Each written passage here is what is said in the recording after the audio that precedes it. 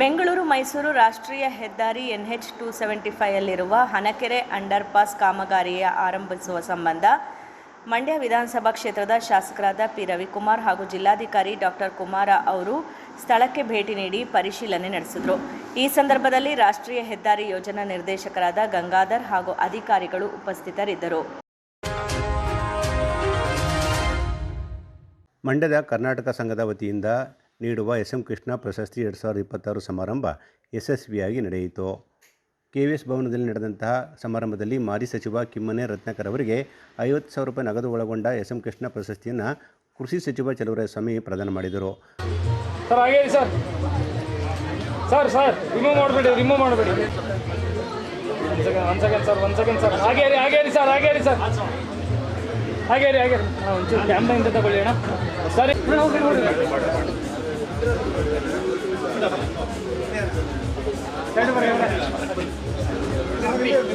ಪ್ರಶಸ್ತಿ ಸ್ವೀಕರಿಸಿ ಮಾತನಾಡಿದ ಮಾಜಿ ಸಚಿವರಾದ ಕಿಮ್ಮನೆ ರತ್ನಾಕರ್ ಅವರು, ರಾಜಕಾರಣಿಗಳಿಗೆ ತಮ್ಮ ಭವಿಷ್ಯಕ್ಕಿಂತ ಸಮಾಜ ಮತ್ತು ಜನರ ಕಲ್ಯಾಣ ಮುಖ್ಯವಾಗಬೇಕು. ತಾವು ಗೆದ್ದರಷ್ಟೇ ದೇಶ ಮತ್ತು ರಾಜ್ಯ ಉದ್ಧಾರವಾಗುತ್ತದೆ ಎನ್ನುವ ಗುಂಗಿನಿಂದ ಹೊರಬರಬೇಕು ಅಂತ ಅವರು ಹೇಳಿದರು. ರಾಜಕಾರಣಿಗಳು ಓಟಿಗಾಗಿ ಮದುವೆ, ಸಾವು, ಬೀಗರ ಊಟ, ಔತಣಕೂಟಗಳಿಗೆ ಹೆಚ್ಚಾಗಿ ಹೋಗುತ್ತಿದ್ದಾರೆ. ಇವೆಲ್ಲಗಳಿಗಿಂತ ಮುಖ್ಯವಾಗಿ ಸದನಕ್ಕೆ ಹಾಜರಾಗುವುದು, ಕ್ಷೇತ್ರದ ಸಮಸ್ಯೆಗಳ ಬಗ್ಗೆ ಪ್ರಶ್ನೆ ಕೇಳುವುದು, ಜನರ ದನಿಯಾಗಿ ಕೆಲಸ ಮಾಡುವುದು ಮುಖ್ಯ ಎಂಬುದನ್ನು ರಾಜಕಾರಣಿಗಳು ಮತ್ತು ಜನರು ಅರ್ಥ ಮಾಡಿಕೊಳ್ಳಬೇಕೆಂದು ಅವರು ಕಿವಿಮಾತು ಹೇಳಿದರು. ಇಂದಿನ ಅನೇಕ ವಿದ್ಯಾವಂತರಿಗೆ ಜಾತ್ಯತೀತ ಪರಿಕಲ್ಪನೆ ಗೊತ್ತಿಲ್ಲ. ಗಾಂಧೀಜಿ, ಅಂಬೇಡ್ಕರ್, ಲೋಹಿಯಾ ಮುಂತಾದವರನ್ನ ಓದಿಕೊಂಡಿರುವುದಿಲ್ಲ ಅಂತ ಅವರು ಹೇಳಿದರು. ಈಗ ಕೆಲವು ಸತ್ಯಗಳನ್ನು ನಿಮ್ಮ ಎದುರುಗಡೆ ಇಡ್ತಾರೆ. ಇಡೀ 31 ಜಿಲ್ಲೆಗೂ ನಾನು ಹೋಗಿದ್ದೇನೆ. ಆ 31 ಜಿಲ್ಲೆನಲ್ಲೇ ಒಂದು ದಿನಾನೂ ನಾನು ಅಧಿಕಾರಿಗಳನ್ನು ನಾನು TB ಕರೆಸ್ಕೊಳ್ಳಿಲ್ಲ. ನಾನು ನನ್ನ PA, ನನ್ನ ಡ್ರೈವರು, ನನ್ನ ಸೆಕ್ಯೂರಿಟಿ 4 ಜನರ ಊಟನ ನಾನೇ ದುಡ್ಡು ಕೊಟ್ಟಿದ್ದೇನೆ. ಅಷ್ಟು ವರ್ಷ ಯಾರನ್ನು ಕೂಡ ನೀವು ನನ್ನ ಹತ್ರ ಬರ್ತೀರಿ ಅಂತ ಹೇಳಿದೆ. ಈಗ ನಮ್ಮಲ್ಲಿ ಇಲ್ಲಿ ಬಂದಿದ್ದಾರೆ, ಎಲ್ಲ ನನ್ನ ಸ್ನೇಹಿತರೆಲ್ಲ ಬಂದಿದ್ದಾರೆ. ನಾನು ಯಾವ ರೀತಿ ಅನ್ನೋದು ಗೊತ್ತಿದೆ, ನನ್ನ ನಿಲುವುಗಳು ಯಾವ ಟೈಪ್ ಇದೆ ಅಂತ. ಮತ್ತು ಇವತ್ತು ಬಹಳ ಕಷ್ಟ ಇದೆ. ಈ ದೇಶದ ವ್ಯವಸ್ಥೆ ನೋಡೋಕ್ಕೆ ಹೋಗಿ ಹೆದರಿಕೆ ಆಗುತ್ತೆ. ನನಗೆ ಹೆದರಿಕೆ ಆಗ್ತಾ ಇರೋದು ಎಜುಕೇಟೆಡ್ಸ್ ನೋಡಿಬಿಟ್ಟು, ಯಾರು ವಿದ್ಯಾವಂತರು ಅಂತಿದ್ದಾರೆ ಅವರು ನೋಡಿಬಿಟ್ಟು. ಈಗ ನೋಡಿ, ನೀವೆಲ್ಲ ಯೋಚನೆ, ಗೋಪಾಲ್ ಗೌಡ್ರ ಹೆಸರು ಹೇಳ್ತೀರಿ. ಗೋಪಾಲ್ ಗೌಡ್ರ ಹೆಸರು 1 ಗುಂಟೆ ಜಾಗ ಇಲ್ಲ, ಸರ್ಕಾರಿ ಜಾಗದಲ್ಲಿ ಅವ್ರ ಸೈಡ್ ಮಣ್ಣಿದೆ ಅಷ್ಟೇ. ಅಲ್ಲೇನೋ ಇಲ್ಲ. ಅದು ಗೋಪಾಲ್ ಗೌಡ್ರು. ಕಡದಾಳ್ ಮಂಜಪ್ಪನವ್ರದ್ದು ಹೆಸರಿದೆ. ಈಗ ಅವರನ್ನು ನೋಡಿ ನಮಗೇನಾಗೈತೆ, ಆ ಮಾಡೆಲ್ ಎಲ್ಲ ಕಳೆದು ಹೋಗೋಂಥದ್ದು. ಇವತ್ತು ಗೋಪಾಲ್ ಗೌಡ್ರ ನಿಂತ 300 ರೋಡ್ ಬರಲ್ಲ. ನಾವು ಎಲ್ಲಿಗೆ ಹೋಗ್ತಾ ಅಂದರೆ ಎಜುಕೇಷನ್ ಜಾಸ್ತಿ ಇದೆ. ಆ ಪರಿಸ್ಥಿತಿನ ನಾವು ಬದಲಾವಣೆ ಮಾಡಬೇಕು. ನನಗೆ ಅನಿಸ್ತಕ್ಕಂಥದ್ದು ಸಾಹಿತ್ಯ, ನಮ್ಮ ಜಯಪ್ರಕಾಶ್ ಗೌಡರಿದ್ದಾರೆ, ಕನ್ನಡ ಸಾಹಿತ್ಯದ ಇದು ಇದೆ. ಸಾಹಿತ್ಯನ ನಾವು ಜನರಿಗೆ ತಲುಪಿಸ್ತಾ ಇದ್ದರೆ. ಆದಿಚುಂಚನಗಿರಿ ಮಠದ ನಿರ್ಮಲಾನಂದ ಸ್ವಾಮೀಜಿ ಮಾತನಾಡಿ, SM ಕೃಷ್ಣ ಅವರ ಪ್ರಶಸ್ತಿಗೆ ಕಿಮ್ಮನೆ ರತ್ನಾಕರ್ ಅವರು ಅರ್ಹರಾಗಿದ್ದಾರೆ. ರಾಮ ಮನೋಹರ ಲೋಹಿಯಾ ಸಿದ್ಧಾಂತ ಓದಿಕೊಂಡ ಕಿಮ್ಮನೆ ಅವರು ಸಭ್ಯ ರಾಜಕಾರಣಿ ಮತ್ತು ಉತ್ತಮ ಆಡಳಿತಗಾರ ಅಂತ ಪ್ರಶಂಸೆ ವ್ಯಕ್ತಪಡಿಸಿದರು. ಇದೊಂದು ವಿಶೇಷವಾದ ಕಾರ್ಯಕ್ರಮ. ನಿನ್ನೆ ತಾನೇ ಒಂದು ಕಾರ್ಯಕ್ರಮ ಆಯಿತು. ಹನಕೆರೆ ತಾಯಮ್ಮ ಮತ್ತು ಬೋರಯ್ಯನವರ ನೆನಪಿನ ಒಂದು ಪ್ರಶಸ್ತಿಯನ್ನು ಕೊಡುವ ಕಾರ್ಯಕ್ರಮ ಒಂದು ಆಡಿಟೋರಿಯಂನಲ್ಲಿ ನಡೆದಿತ್ತು. ಇವತ್ತು ಇನ್ನೊಂದು ಕಾರ್ಯಕ್ರಮ, ವಿಶೇಷವಾದ ಕಾರ್ಯಕ್ರಮ. SM ಕೃಷ್ಣ ಅವರ ಒಡನಾಡಿಗಳು ಎಲ್ಲರೂ ಕೂಡ ಇಲ್ಲಿಗೆ ಅವ್ರ ಜೊತೆಯಲ್ಲಿ ಬರುತ್ತೆ ಅಂತ ಹೇಳಿ ಅವ್ರ ಬಗ್ಗೆನೇ ಹೇಳಲಿಕ್ಕೆ ಹೊರಟ್ರೆ ನಮಗೆ ಅದು ಗೊತ್ತು ಇದು ಗೊತ್ತು ಅಂತ ಎಲ್ಲರೂ ಕೂಡ ಗೊತ್ತಿರೋ ವಿಚಾರಗಳನ್ನೇ ಹೇಳಬೇಕಾಗ್ತದೆ. ಏನು ಹೇಳೋದು? ಇವತ್ತು ಅವರ ಪ್ರಶಸ್ತಿಗೆ ಭಾಜನರಾಗಿ ಬಂದಂಥ ಕಿಮ್ಮನೆ ರತ್ನಾಕರ್ ಅವರು ಹೇಗೆ ಹುಡುಕಿದ್ರೋ ಗೊತ್ತಿಲ್ಲ. ನಮ್ಮ ಜಯಪ್ರಕಾಶ್ ಗೌಡರು ನಿಜವಾಗಿಯೂ ಕೂಡ ಅವರು ಪ್ರಶಸ್ತಿಗೆ ಯೋಗ್ಯರು ಅಂತ ಹೇಳಲಿಕ್ಕೂ ಕೂಡ ಮೀರಿರ್ತಕ್ಕಂಥ ವ್ಯಕ್ತಿತ್ವ ನಮ್ಮ ಕಿಮ್ಮನೆ ರತ್ನಾಕರ್ ಅವರು. ಎಜುಕೇಷನ್ ಮಿನಿಸ್ಟರ್ ಆದ ದಿನದಿಂದಲೂ ಕೂಡ ಪೂಜ್ಯಗಳು ಆಗ್ತಾನೆ ಹೋಗಿ ಆಗಿತ್ತು. 1 ವರ್ಷದ ನಂತರದಲ್ಲಿ ಅವರು 2014ರಲ್ಲಿ ಶಿಕ್ಷಣ ಸಚಿವರಾದರು. ಪೂಜ್ಯ ಗುರೂಜಿಯವರು ಹೋಗಿದ್ದರು. ಅಂದಿನಿಂದ ಅವರ ನಮ್ಮ ಒಡನಾಟ ರಾಜಕಾರಣ ಕ್ಷೇತ್ರಕ್ಕೆ ಅಲ್ಲ, ಅವರು ಕೂಡ ಶ್ರೀಮಠದ ಸದ್ಭಕ್ತರಾಗಿ ಅವರ ಎಲ್ಲ ತೆರನಾಗಿರ್ತಕ್ಕಂಥ ರಾಜಕಾರಣದ ಸೇವೆಯನ್ನು ನೋಡ್ತಾ ಬಂದಿರೋದ್ರಿಂದ ಅವ್ರ ಬಗ್ಗೆ ಧೈರ್ಯವಾಗಿ ಹೇಳಲಿಕ್ಕೆ ನಮಗೇನು ಕೂಡ ಸಂಕೋಚ ಇಲ್ಲ. ಅವರು ಸ್ವಲ್ಪ ಈ ಸಮಾಜವಾದದ ಹಿನ್ನೆಲೆಯಿಂದ ಬಂದಿದ್ದಾರೋ ಇಲ್ಲೋ ಗೊತ್ತಿಲ್ಲ, ಆದರೆ ಸಮಾಜವಾದದ ಹಿನ್ನೆಲೆಯ ಮನಸ್ಥಿತಿಯನ್ನಂತೂ ಇಟ್ಕೊಂಡಿದ್ದಾರೆ. ಅದಕ್ಕೆ ಪೂರಕವಾದ ಬದುಕನ್ನು ಅವರು ನಡೆಸ್ತಾ ಇದ್ದಾರೆ. ಶಾಂತವೇರಿ ಗೋಪಾಲಗೌಡ ವಿಚಾರವನ್ನು ಅವರು ಹೇಳಿದರು. ಹೇಳಿಕೆಗಳು ನಮ್ಮ ಶಿವಮೊಗ್ಗ ಭಾಗದವರನ್ನೇ ನಾಡಿಗೆ ಚಿರಪರಿಚಿತ ಆಗಿರ್ತಕ್ಕಂಥವ್ರು. ಹುಟ್ಟೋದು ಒಂದು ಕಡೆ ಆದರೂ ಕೂಡ ಮಲ್ಲಿಗೆ ಅದು ಪರಿಮಳವನ್ನು ಹರಡಿದಾಗ ಪರಿಮಳ ಸೂಸುತ್ತಲ್ಲ, ಅದೆಲ್ಲ ಕಡೆ ಕೂಡ ಪಸರಿಸುತ್ತೆ. ಅಂತಹ ವ್ಯಕ್ತಿತ್ವಗಳು. ಈ ಸಮಾಜವಾದ ಹಿನ್ನೆಲೆ ಹೆಸರು ಬಂದಾಗ ರಾಮಮನೋಹರ್ ಲೋಹಿಯಾ ಅವರ ಹೆಸರನ್ನ ನಾವ್ಯಾರು ಮರೀಲಿಕ್ಕೆ ಸಾಧ್ಯವಿಲ್ಲ. ಅವರನ್ನು ಬಹುವಾಗಿ ಓದ್ಕೊಂಡಂಥವರು ನಮ್ಮ ಕಿಮ್ಮನೆ ರತ್ನಾಕರ್ ಅವರು. ರಾಮಮನೋಹರ್ ಲೋಹಿಯಾ ಅಂತಂದರೆ ನನಗೂ ಕೂಡ ತುಂಬ ಇಷ್ಟ. ಕಾರಣ ಅವರ ಸಿದ್ಧಾಂತಗಳು, ಸಮಾಜದ ಒಂದು ಕನಸು. ಇದರ ಜೊತೆಲಿ ಇನ್ನೊಂದು ಕಾರಣಕ್ಕೆ ಇಷ್ಟ. ಯಾಕೆ ಅಂದರೆ Rammanohar Lohia was a great friend of, ನಾನು ಇಷ್ಟಪಡ್ತಕ್ಕಂಥ ಒಬ್ಬ ಸೈಂಟಿಸ್ಟು ಆಲ್ಬರ್ಟ್ ಐನ್ಸ್ಟೈನ್ಗೆ. ಕೇಳಿದ್ರಲ್ಲ, ಆಲ್ಬರ್ಟ್ ಐನ್ಸ್ಟೈನ್ ಅಂತ ಒಬ್ಬ ದೊಡ್ಡ ವಿಜ್ಞಾನಿಕ. ಆತನ ಬಹಳಷ್ಟು ಸ್ನೇಹವನ್ನು ಇಟ್ಕೊಂಡಿದ್ದಂಥವರು ನಮ್ಮ ರವೀಂದ್ರನಾಥ್ ಟ್ಯಾಗೋರ್ ಅವರ ಆದಿಯಾಗಿ ಮತ್ತು ನಮ್ಮ ರಾಮಮನೋಹರ್ ಲೋಹಿಯಾ ಅವರು.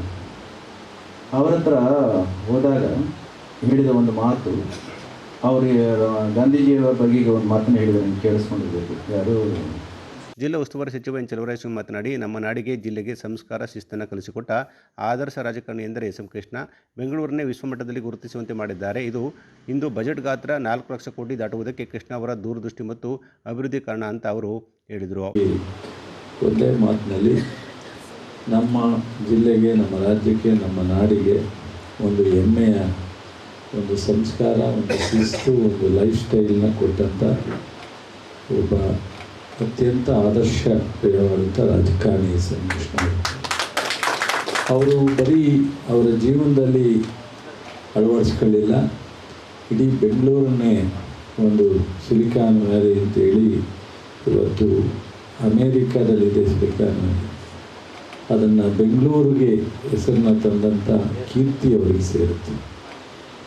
ಇವತ್ತು ಭಾಳ ಜನ ಭಾಳ ರೀತಿಯಲ್ಲಿ ಎಲ್ಲ ನಂದೇ ಅಂತ ಹೇಳ್ಬೋದು. ಅವ್ರು ಹೇಳ್ದಲೇ, ಪ್ರಚಾರ ತಗೊಳ್ಳದಲೇ ಅನೇಕ ಸಾಧನೆಯನ್ನು ಮಾಡಿ ಇವತ್ತು ಭಾಳ ಜನಕ್ಕೆ ಅವರ ಮಾಡಿರ್ತಕ್ಕಂಥ ಸಾಧನೆಗಳು ಗೊತ್ತಿಲ್ಲ.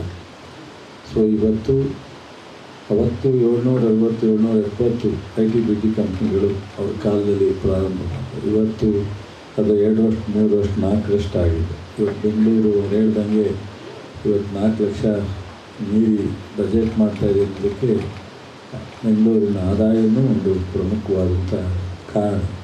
ಬೆಂಗಳೂರನ್ನು ಅವ್ರು ಸಿಂಗಾಪುರ್ ಮಾಡ್ತೀನಿ ಅಂತೇಳಿ, ಬಟ್ ಅವ್ರಿಗೆ ಅವ್ರ ಟೈಮು, ಪರಿಸ್ಥಿತಿ, ಸಂದರ್ಭಗಳು, ಅನೇಕ ಅವತ್ತಿನ ಒತ್ತಡಗಳು ಅವರಿಗೆ ಸಂಪೂರ್ಣವಾದಂಥ ಅವರ ಕನಸನ್ನು ನೆನೆಸು ಮಾಡುವಂಥ ಪರಿಸ್ಥಿತಿನಲ್ಲಿ ಒದಗಿ ಹೋಗಿ ಇವತ್ತು ಮಧ್ಯಾಹ್ನ ನಾನೊಂದು ವಿಶ್ವನಾಥ್ ಅವರು ಹೇಳ್ತಿದ್ರು, ನಾನು ಯಾವುದೋ ಒಂದು ರಾಯಚೂರು ಗುಲ್ಬರ್ಗ ಕಡೆ ಹೋಗ್ತಾ ಇದ್ದೆ. ಒಂದು ಅಮ್ಮ ಏನೋ ಕೆಲಸ ಮಾಡ್ತಿದ್ದು ಹೊಲದತ್ರ ಓಡೋಗ್ತಾಯಿತ್ತು. ನಾನು ನಿಲ್ಲಿಸ್ಬಿಟ್ಟು, ಏನಮ್ಮ ಯಾಕೆ ಹೋಗ್ತಾ ಇದೆಯಾ? ನನ್ನ ಮಗುವಿಗೆ ಸ್ಕೂಲ್ಗೆ ಹೋಗ್ತಾಯಿದ್ದೆ, ಮಧ್ಯಾಹ್ನ ಸ್ವಲ್ಪ ಊಟ ಕೊಟ್ಟು ಬರಬೇಕು, ಇಲ್ಲಿ ಕೂಲಿ ಮಾಡ್ತಾಯಿದ್ದೆ, ಅದಕ್ಕೋಸ್ಕರ ಅವ್ರು ಕೊಟ್ಟಿರೋ ಅರ್ಧ ಗಂಟೆ ಟೈಮ್ನಲ್ಲಿ ಹೋಗಿ ಬರಬೇಕು ಅಂತ ಹೋಗ್ತಾಯಿದ್ದೆ. ಅವ್ರು ಬಂದು ಎಸ್ ಎಂ ಕೃಷ್ಣ ಅವ್ರ ಹತ್ರ ಮಾತಾಡೋದಂತ, ಹಿಂಗಿದೆ ಇರೋರು ಒಂಥರ ಕೂಲಿ ಮಾಡುವಂಥ ಕುಟುಂಬಗಳು, ಅವರ ಮಕ್ಕಳುಗಳು ವಿದ್ಯಾಭ್ಯಾಸ ಮಾಡೋಣ, ಬೆಳಗ್ಗೆ ಎದ್ದು ಅವರಿಗೆ ಒಂದು ಊಟ ಇಲ್ಲೇ ಇರ್ತಕ್ಕಂಥ ಎಷ್ಟೋ ಕುಟುಂಬಗಳಿರ್ತವೆ. ಅವರಿಗೆ ಮಂಡ್ಯ ಕ್ಷೇತ್ರದ ಶಾಸಕರಾದ ರವಿಕುಮಾರ್ ಗೌಡ ಗಣಿಗ ಮಾತನಾಡಿ ಕಾರ್ಯಕ್ರಮದ ಬಗ್ಗೆ ತಮ್ಮ ಅನಿಸಿಕೆ ವ್ಯಕ್ತಪಡಿಸಿದರು. ಎಸ್ ಎಂ ಕೃಷ್ಣ ಒಬ್ಬ ಅಪರೂಪದ ರಾಜಕಾರಣಿ ಅಂತ ಪ್ರಶಂಸೆ ವ್ಯಕ್ತಪಡಿಸಿದರು. ಮಾತಾಡೋಕ್ಕೆ ಪದ ಇರಲ್ಲ. ನನಗೂ ಅವ್ರಿಗೂ ಅಂಥ ನಂಟಿಲ್ಲ. ಮ್ಯಾಕ್ಸಿಮಮ್ ಅಂದರೆ ಅವರ ಜೀವಿತಾವಧಿಯಲ್ಲಿ 4 ಸರಿ ಮೀಟ್ ಆಗಿರ್ಬೋದು. ನಾನು ಫಸ್ಟ್ ಸರಿ ನನ್ನನ್ನು ಮೀಟ್ ಮಾಡಿಸಿದ್ರು ಪಾಪ ಅನ್ಸೂಯ ಭಾನು ಅವರು ನನಗೆ ಕಾಂಗ್ರೆಸ್ ಕರ್ಕೊಂಡು ಹೋಗ್ತೀನಿ, ನೀನು ಟಿಕೆಟ್ ಕೊಡಿಸ್ತೀನಿ ಬಾ ಅಂತ ಅವ್ರನ್ನ ಕರ್ಕೊಂಡು ಹೋಗ್ತೀನಿ. ನೀನು ಯಾರ ಮಗಪ್ಪ ಅಂದರು. ನಮ್ಮ ಅಪ್ಪನ ಹೆಸರು ಹೇಳಿದ್ರೆ ನೀವು ಕಂಡಿಡಿಯಲ್ಲ ಸರ್, ನಾನು ಸೆಲ್ಫ್ ಮೇಡ್ ಅಂದೆ. ವೆರಿ ಗುಡ್, ಯಾವ ಊರು ನೀನು? ಗಡಿಗ ಅಂದ. ಎಲ್ಲಿ ಬರುತ್ತೆ ಅಂದರು? ನಿನ್ನ ಕೊಪ್ಪ ಮೇಲೆ ಆಸೆ ಬರುತ್ತೆ ಸರ್ ಅಂದೆ. ವೆರಿ ಗುಡ್, ಒಳ್ಳೇದಾಗಲಿ, ರಾಜಕಾರಣಿ ಆಗುವುದು. ಆದರೆ ಎಸ್ ಎಂ ಕೃಷ್ಣನೇ ಹೆಂಗೆ ಮರೆಯೋದು ಅಂತ ಒಂದು ಮರೆಯಲಾಗದ ಎಸ್ ಎಂ ಕೃಷ್ಣ ಅಂತ ಒಂದು ಟೈಟ್ಲನ್ನು ಕೊಟ್ಟಿದ್ದಾರೆ. ಮಂಡ್ಯದ ಹೆಸರನ್ನು ಜಗತ್ತಿಗೆ ತೋರಿಸ್ತಾರೆ. ಬೆಂಗಳೂರಲ್ಲಿ ನಿಮ್ಮ ಮಕ್ಕಳು ಲೋಟ ತಟ್ಟೆ ತೊಳೆಯೋದು ಕೆಲಸ ಮಾತ್ರ ಇತ್ತು, ಥಿಯೇಟ್ರಲ್ಲಿ ಟಿಕೆಟ್ ಮಾರೋ ಕೆಲಸ ಮಾತ್ರ ಇತ್ತು. ಇವತ್ತು ಯಾರು ಕೇಳಿದ್ರು ಅಕ್ಸೆಂಚರು, ಇನ್ಫೋಸಿಸು, ನನ್ನ ಮಗ IT BTಗೆ ಹೋಗ್ತಾ ಇದ್ದಾನೆ ಅನ್ನೋಕ್ಕೆ ಇದು ಕಾರಣ SM ಕೃಷ್ಣ. ಹೌದಾ ಅಲ್ವಾ? ಮತ್ತು ಚಪ್ಪಡಿ ಅಂದರೆ ನಿಮ್ಮ ಮಕ್ಕಳು ಯಾರು ಇಂಜಿನಿಯರ್ ಓದಿಲ್ಲ ಅನಿಸುತ್ತೆ. ವಿಧಾನ ಪರಿಷತ್ ಸದಸ್ಯರಾದ ದಿನೇಶ್ ಗುಳಿಗೌಡ ಕೂಡ ಕಾರ್ಯಕ್ರಮದಲ್ಲಿ ಮಾತನಾಡಿದರು. SM ಕೃಷ್ಣ ಸಾಹೇಬ್ರ ಬಗ್ಗೆ ಮಾತನಾಡಲಿಕ್ಕೆ ನಾನು ಅತ್ಯಂತ ಕಿರಿಯನಿದ್ದೇನೆ. ಪರಮ ಪೂಜ್ಯರು ಮಾತನಾಡಲಿಕ್ಕಿದ್ದಾರೆ, ಚೆಲುವಣ್ಣ ಅವರು ಮಾತಾಡಿದ್ದಾರೆ, ಕಿಮ್ಮನೆ ಸಾಹೇಬರು ಮಾತಾಡಲಿದ್ದಾರೆ. ನಾನು ಒಂದೆರಡು ಮಾತುಗಳನ್ನು ಅವರ ಜೊತೆಯಲ್ಲಿ ಸಮೀಪದಿಂದ ನಾನು ಕೆಲಸ ಮಾಡ್ತಾ ಇದ್ದಂಥ ಎರಡು ವಿಚಾರಗಳನ್ನು ನಿಮ್ಮ ಹತ್ರ ಹಂಚ್ಕೊತಾ ಇದ್ದೆ. 1999ರಲ್ಲಿ ಏನು ಅಂದಿನ ಕಾಂಗ್ರೆಸ್ ನೆಲ ಕಚ್ಚೋಗಿತ್ತು ಇಡೀ ರಾಜ್ಯದಲ್ಲಿ. ಪಾಂಚಜನ್ಯ ಯಾತ್ರೆ ಅನ್ನುವಂತಕ್ಕಂಥ ಒಂದು ಯಶಸ್ವಿ ಯಾತ್ರೆಯನ್ನು ಇಡೀ ರಾಜ್ಯದಲ್ಲಿ ಸನ್ಮಾನ್ಯ SM ಕೃಷ್ಣ ಸಾಹೇಬರು KPCC ಅಧ್ಯಕ್ಷರಾಗಿ ಪ್ರವಾಸವನ್ನು ಮಾಡಿ 120 ಸ್ಥಾನಗಳನ್ನು ಅವತ್ತು ಕಾಂಗ್ರೆಸ್ಸಿನ ಶಾಸಕರುಗಳ ಬೆಂಬಲದಿಂದ ಅಕ್ಟೋಬರ್ 11, 1999ರಂದು ಅವರು ಕರ್ನಾಟಕ ರಾಜ್ಯದ 16ನೇ ಮುಖ್ಯಮಂತ್ರಿಯಾಗಿ ಪ್ರಮಾಣ ವಚನವನ್ನು ಸ್ವೀಕಾರ ಮಾಡ್ತಾರೆ.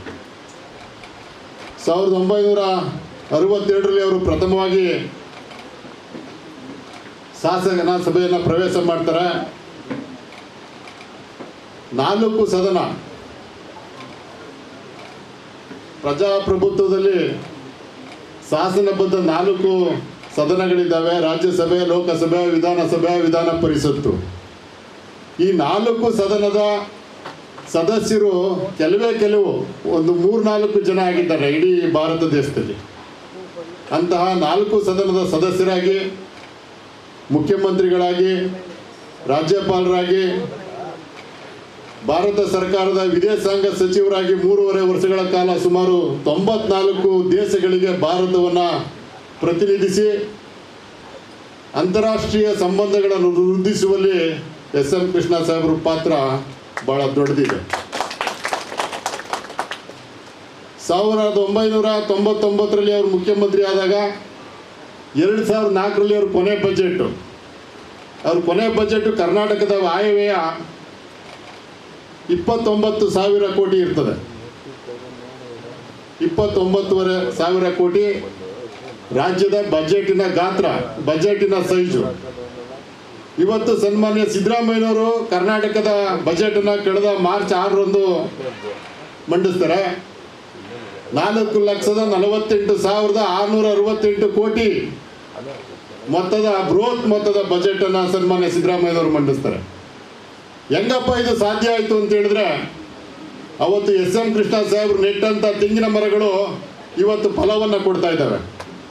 4,48,000 ಕೋಟಿ ಬಜೆಟ್ನಲ್ಲಿ 1,80,000 ಕೋಟಿ ವರಮಾನ ಆದಾಯ ಬೆಂಗಳೂರು ಒಂದರಲ್ಲೇ ಬರ್ತಾ ಇದೆ. ಹೆಂಗೆ ಬರ್ತು ಅಷ್ಟು ಆದಾಯ ಅಂತ ಹೇಳಿದ್ರೆ, SM ಕೃಷ್ಣ ಸಾಹೇಬರ ದೂರದೃಷ್ಟಿಯ ಚಿಂತನೆಯ ಫಲವಾಗಿ ಇವತ್ತು ಇಷ್ಟು ದೊಡ್ಡದ ಕರ್ನಾಟಕದಲ್ಲಿ ಇಷ್ಟು ದೊಡ್ಡ ಮೊತ್ತದ ಬಜೆಟನ್ನು ಮಂಜೂರಿಸಲಿಕ್ಕೆ ಸಾಧ್ಯ ಆಯಿತು. ಅವರು ಕೊಟ್ಟಂಥ IT BTಗೆ ಉತ್ತೇಜನ. ವೇದಿಕೆಯಲ್ಲಿ ಮಾಜಿ ಶಾಸಕರಾದ M ಶ್ರೀನಿವಾಸ್, ಕರ್ನಾಟಕ ಸಂಘದ ಅಧ್ಯಕ್ಷರಾದ ಪ್ರೊಫೆಸರ್ ಜಯಪ್ರಕಾಶ್ ಗೌಡ ಸೇರಿದಂತೆ ಇತರ ಪದಾಧಿಕಾರಿಗಳು ಹಾಜರಿದ್ದರು. ಅಣೆಕೆರೆ ಹೈವೇ ಗ್ರಾಮ್ಯ ಮಿತಿಯಿಂದ ಅಂತರದಲ್ಲಿ ಅಂಡರ್ಪಾಸ್ ನಿರ್ಮಾಣಕ್ಕೆ ಸಾರ್ವಜನಿಕರಿಂದ ವಿರೋಧ ವ್ಯಕ್ತವಾಗಿದೆ. ಜಿಲ್ಲಾಧಿಕಾರಿ ಡಾಕ್ಟರ್ ಕುಮಾರ್ ನೇತೃತ್ವದ ತಂಡಕ್ಕೆ ಅಹವಾಲು ಸಲ್ಲಿಸಿದ್ದಾರೆ ಗ್ರಾಮಸ್ಥರು. ಅಣೆಕೆರೆ B ಗೌಡಗೆರೆ ಸೇರಿದಂತೆ ಸುತ್ತಮುತ್ತಲ ಗ್ರಾಮಸ್ಥರಿಂದ ಅವೈಜ್ಞಾನಿಕ ಅಂಡರ್ಪಾಸ್ ನಿರ್ಮಾಣಕ್ಕೆ ಆಕ್ಷೇಪ ವ್ಯಕ್ತವಾಗಿದೆ. ಇಲ್ಗೋಕ್ಕಾಗಲ್ಲ, ಇಲ್ಲೇ ಮಾಡಬೇಕು ಅಂತ ಹೇಳಿ ನೀವು ಹೇಳೋದು ಇದ್ರದ್ದು ಗೋಡೆ ಬಂದು ಇಲ್ಲಿಗೆ ಸ್ಟಾಪ್ ಆಗುತ್ತೆ. ಅದಾದ್ಮೇಲೆ 50 ಮೀಟರ್ ಆದ್ಮೇಲೆ ನಾವು ಸ್ಟಾರ್ಟ್ ಮಾಡಬೇಕು. ಮಾಡೋಕ್ಕೆ ಹೋದ್ರೆ ಇಲ್ಲಿ ನಾಳೆ ಬರುತ್ತೆ. ಟೆಕ್ನಿಕಲಿ ಕೇಳ್ರಿ, ಆಮೇಲೆ ಹಿಂಗೆ ಎಗರು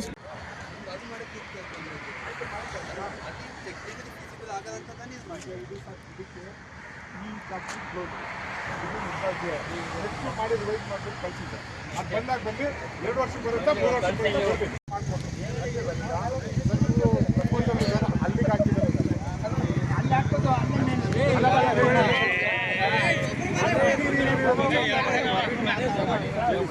ಹನಕೆರೆ ಸರ್ಕಲ್ನಿಂದ 97 ಮೀಟರ್ ಅಂತರದಲ್ಲಿ ಅಂಡರ್ಪಾಸ್ ನಿರ್ಮಾಣಕ್ಕೆ ರಾಷ್ಟ್ರೀಯ ಹೆದ್ದಾರಿ ಪ್ರಾಧಿಕಾರ ಸಿದ್ಧತೆ ಮಾಡಿಕೊಂಡಿತ್ತು. ಗ್ರಾಮಸ್ಥರ ಅಭಿಪ್ರಾಯದಂತೆ ಅಂಡರ್ಪಾಸ್ ನಿರ್ಮಿಸಲು ಶಾಸಕ ರವಿಕುಮಾರ್ ಗೌಡ ಗಣಿಗ ಸಲಹೆ ನೀಡಿದರು.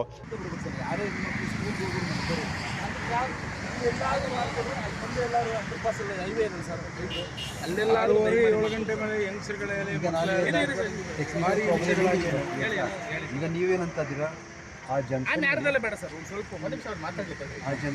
ಕೆಳಗಡೆ 4 ಮೀಟರ್ ಕೆಳಗಡೆ ಹೋದ್ರೆ ಏನಾಗ್ತದೆ, ನಿಮ್ಮ ಮನೆಗೆ ಇದಾವಲ್ಲ ಆ ಮನೆಗೆ ಈ ಸರ್ವಿಸ್ ನೋಡಿ ಕೆಳಗಡೆ ಹೋಗ್ತದೆ. ಆ ಮನೆ ಅಂಗಡಿಗೆ ಅದ ಮತ್ತು ಎಕ್ಸೈಸ್ ಹೆಂಗೆ ಸಿಗ್ತದೆ ನಿಮಗೆ? ಅಂಗಡಿ ಮನೆಯಾಗ ಮೇಲ್ ಹೋಗ್ತದೆ ಸರ್ವಿಸ್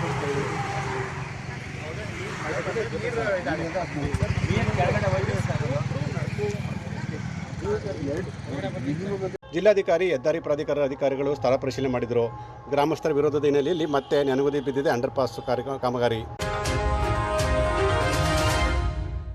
ಮಂಗಲ ಟಿ ತಿಮ್ಮೇಗೌಡ ಪ್ರತಿಷ್ಠಾನದ ವತಿಯಿಂದ ಟಿ ತಿಮ್ಮೇಗೌಡ ಜನಮುಖಿ ಆಡಳಿತ ಪ್ರಶಸ್ತಿ, ಶ್ರೀಮತಿ ನಿಂಗಮ್ಮ ದೊಡ್ಡಿ ತಿಮ್ಮೇಗೌಡ ಕೃಷಿಕ ಪ್ರಶಸ್ತಿ ಹಾಗೂ ಶ್ರೀಮತಿ ಎಂಆರ್ ಶಶಿಕಲಾ ಟಿ ತಿಮ್ಮೇಗೌಡ ವಿದ್ಯಾರ್ಥಿ ಪುರಸ್ಕಾರ ಪ್ರದಾನ ಸಮಾರಂಭವನ್ನು ಹಮ್ಮಿಕೊಳ್ಳಲಾಗಿದೆ. ಮೇ 9ರಂದು ಸಂಜೆ 4 ಗಂಟೆಗೆ ನಗರದ ನಾಲ್ವಡಿ ಕೃಷ್ಣರಾಜ ಒಡೆಯರ್ ಕಲಾಮಂದಿರದಲ್ಲಿ ಆಯೋಜಿಸಲಾಗಿದೆ ಎಂದು ಪ್ರತಿಷ್ಠಾನದ ಅಧ್ಯಕ್ಷ ಎಸಿ ರಮೇಶ್ ತಿಳಿಸಿದರು.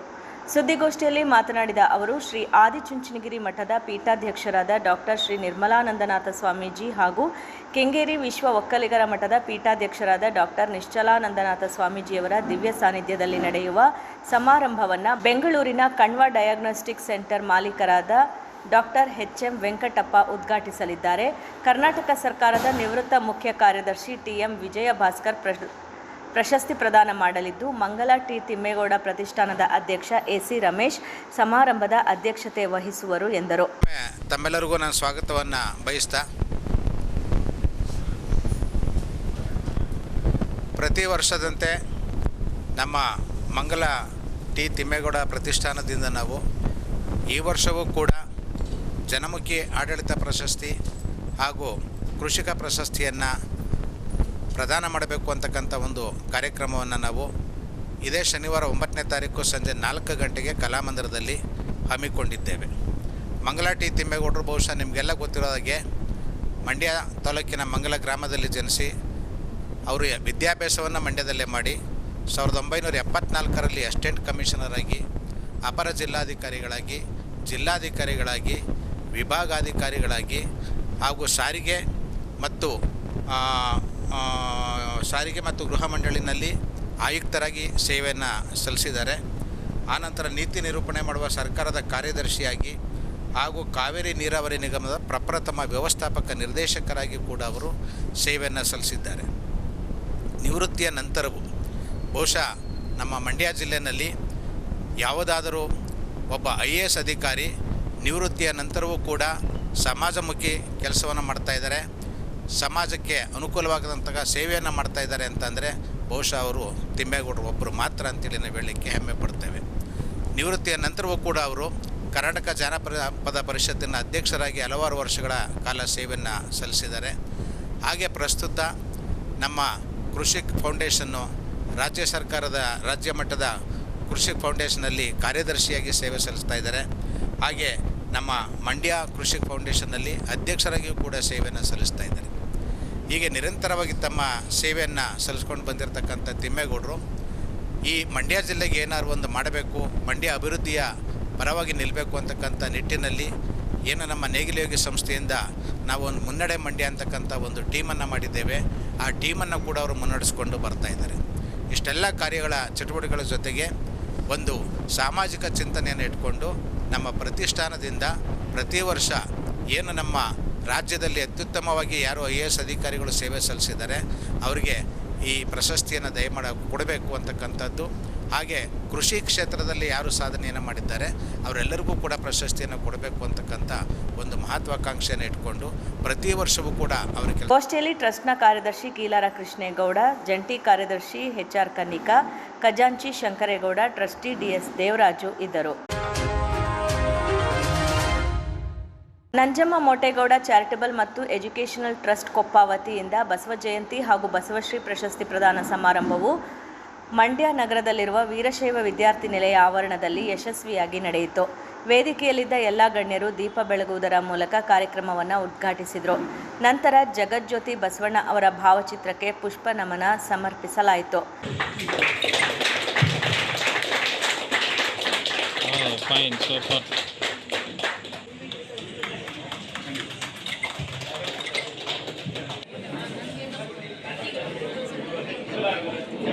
ಅಕಡೆ ಪೂರಾಂಗ ಸೂಪರ್. ಈಗ ಚಪ್ಪಾಳೆ ಬರಲಿ ಜೋರಾಗಿ, ಜೋರ ಚಪ್ಪಾಳೆ.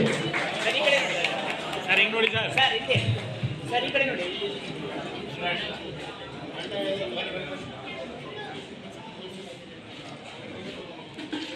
ನಂತರ ನಂಜಮ್ಮ ಮೋಟೇಗೌಡ ಚಾರಿಟಬಲ್ ಮತ್ತು ಎಜುಕೇಷನಲ್ ಟ್ರಸ್ಟ್ನ ಅಧ್ಯಕ್ಷ KT ಹನುಮಂತು ಮಾತನಾಡಿದರು. ಬಸವಣ್ಣವ್ರ ಬಗ್ಗೆ ಅನೇಕ ಹೆಚ್ಚು ಹೇಳಲಿಕ್ಕೆ ಹೋದಾಗ ನಮ್ಮ ಭಾವನೆಗಳು ನಮ್ಮ ಕಾರ್ಯಕ್ರಮ ಕೆಲಸವನ್ನು ನಿರ್ವಹಿಸ್ತಾರೆ. ಇನ್ನು ಸದಾಕ್ಷರ ಬಗ್ಗೆ ಕೂಡ ಹೆಚ್ಚು ಹೇಳಲಿಕ್ಕೆ ಹೋಗೋದಿಲ್ಲ, ಅದನ್ನು ನಮ್ಮ ರಾಜೇಗೌಡರು ಹೇಳ್ತಾರೆ. ಹಾಗಾಗಿ ಇವತ್ತು ಬಸವಣ್ಣವರು ಅಂತಂದರೆ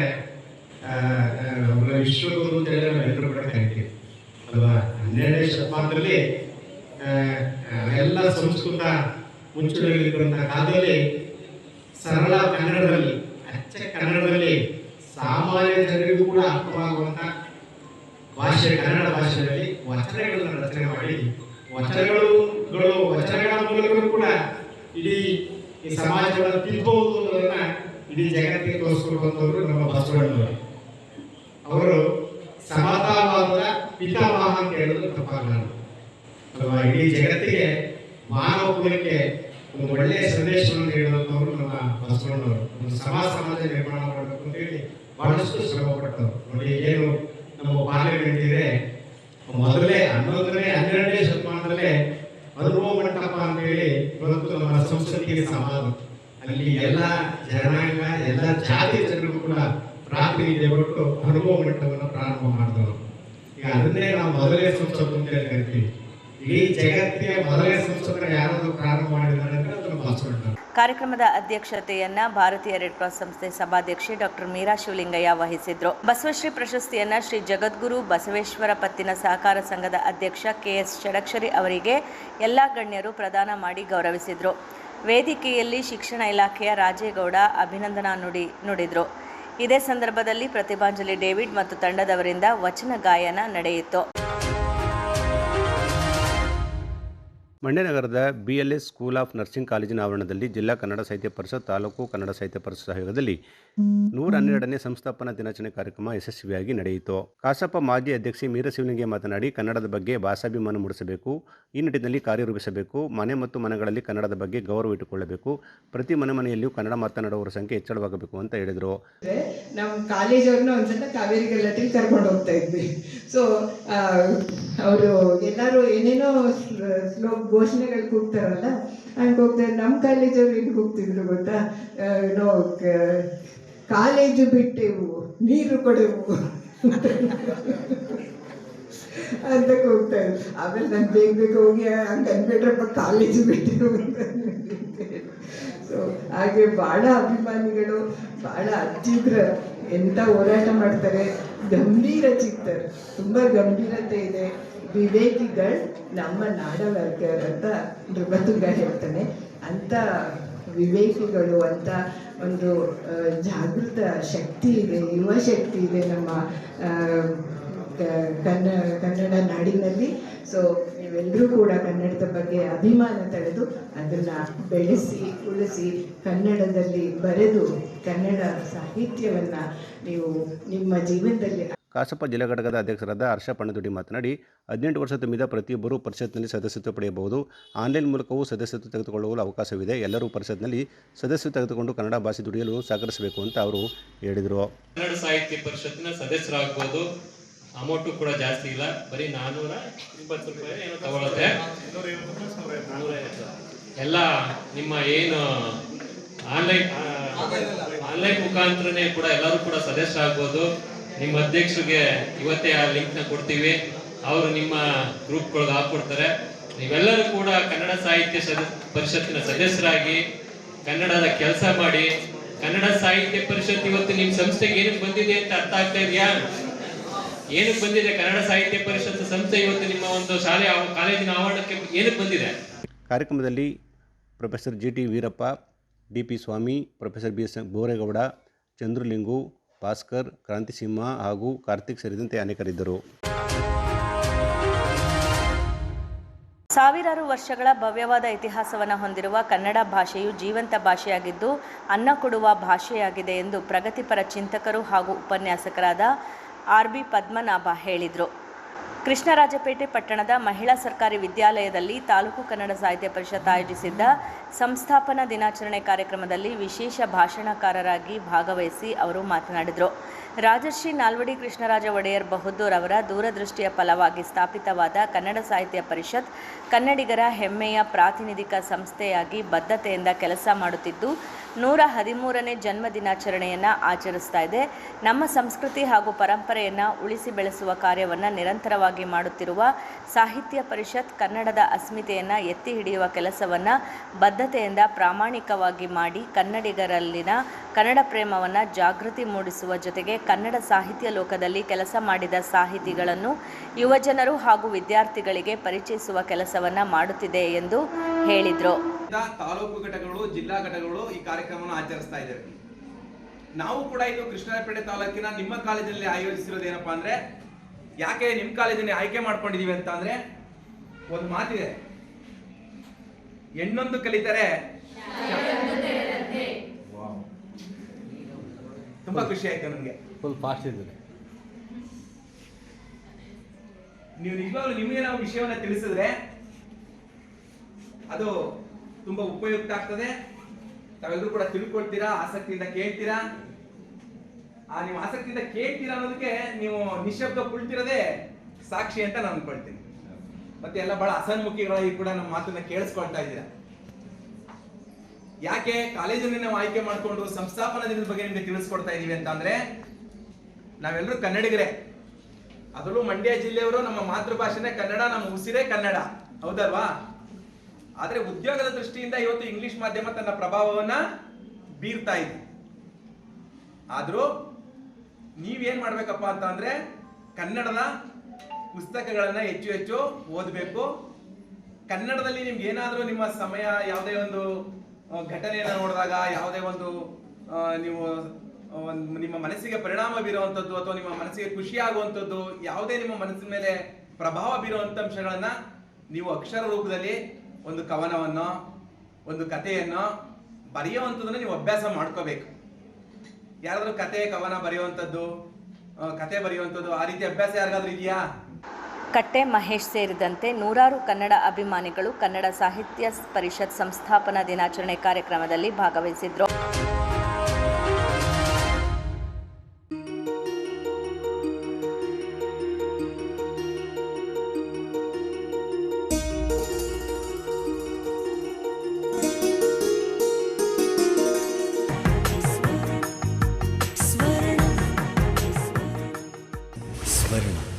ಇದು ಬಾಂಧವ್ಯಗಳ ಬೆಸುಗೆ,